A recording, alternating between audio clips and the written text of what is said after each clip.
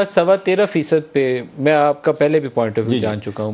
میں اس پہ غلطی تھی 13.25% پہ ڈالر بیچنا غلطی تھی. آپ کے کہنے سے پہلے میں کہہ رہا ہوں کہ نہ ادھر تک انٹرسٹ ریٹ لے جانا چاہیے تھا بالکل.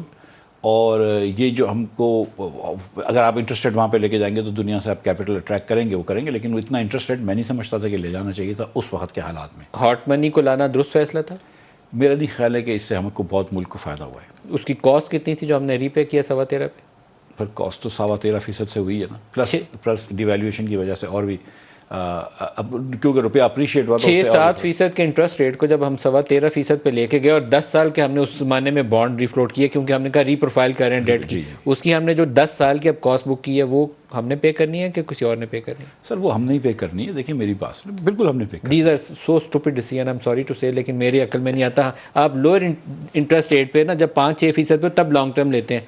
13.25% پہ بھی 10 سال کے سر اس میں کچھ لانگ ٹرم جو تھے وہ فکسڈ انٹرسٹ پہ تھے اور کچھ لانگ ٹرم جو تھے وہ ویریبل انٹرسٹ پہ تھے کہ جب انٹرسٹ ریٹ کم ہوگا تو وہ کم ہو جائے گا. آج کل بڑھا ہوا ہے. دیکھیں اب میں آپ کو ایک مثال دیتا ہوں کہ شاید عباسی صاحب نے ایک لانگ ٹرم ایگریمنٹ کرا تھا 13% کا.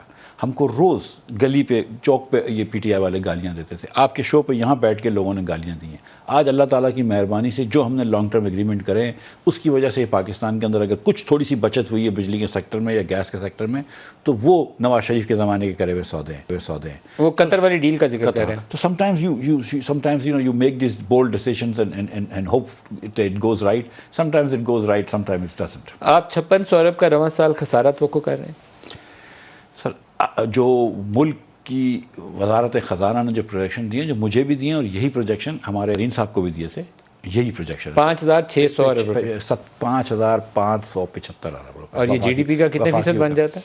سر اب یہ کہ کون سی جی ڈی پی لے رہے ہیں. اگر آپ پرانے جی ڈی پی لے رہے ہیں تو 10% ہے، نئی جی ڈی پی لے رہے ہیں تو 8% ہے.